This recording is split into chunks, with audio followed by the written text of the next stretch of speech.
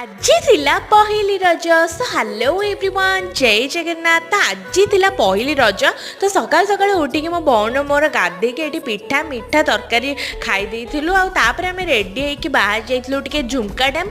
ରଜ ନା, ଆମ ଝିଅ ପିଲାମାନଙ୍କର ତ ଫଟୋ ନ ଉଠେଇଲେ ହେବନି। ତା ଉପରେ ପୁଣି ନୂଆ ଡ୍ରେସ୍ ପିନ୍ଧଛୁ। ତ ଆମେ ପଳେଇଥିଲୁ ଝୁମକା ଡ୍ୟାମ୍ କିଛିଟା ଫଟୋ ଉଠେଇବାକୁ। ଆଉ ଏଇଟା ହେଉଛି ମୋର ଫୁଲ୍ ଆଉଟଫିଟ୍। ସେଠି କିଛିଟା ଫଟୋ ଉଠେଇ ସାରିଲା ପରେ ଆମେ କିଛି ଟାଇମ୍ ବୁଲାବୁଲି କରିକି ବାହାରି ଯାଇଥିଲୁ ଘରକୁ। ଆଉ ଘରକୁ ଆସିଲା ପରେ ମାମା ଆମକୁ ଲଗେଇ ଦେଇଥିଲା ଅଳତା। ଆଉ ସନ୍ଧ୍ୟାବେଳେ ଏଇଠି ମାଉସୀ ଆମ ପାଇଁ ରଜ ସ୍ପେଶାଲ କେକ୍ ଧରିକି ଘରକୁ ଆସି ଯାଇଥିଲେ। ଆଉ ମୁଁ ଏଇଠି ସମସ୍ତଙ୍କ ପାଇଁ କେକ୍ କାଟି ଦେଇଥିଲି ଖାଇବା ପାଇଁ। ତାପରେ ଆମେ ସମସ୍ତେ ରେଡ଼ି ହେଇକି ବାହାରି ଯାଇଥିଲୁ। ଆମ ଗାଁରେ ହେଉଥିଲା ଏଥରକ ଫାର୍ଷ୍ଟ ଟାଇମ୍ ରଜ ମହୋତ୍ସବ। ତ ସେଇଟା ଆମେ ଦେଖିବାକୁ ବାହାରି ଯାଇଥିଲୁ। ସମସ୍ତେ ସାଙ୍ଗମାନେ ଏଇଠି ମିଶିକି ଦେଖୁଥିଲୁ। ଆଉ ଦୋଳି ବି ଲାଗିଥିଲା ସେଇଠି। ଦୋଳି ଖେଳିକି ଖିଆପିଆ କରିକି ବାହାରି ଆସିଥିଲୁ ଘରକୁ। ଦେଖା ହବ ଗୋଟେ ନେକ୍ସଟ ଭିଡ଼ିଓରେ। ବାଏ।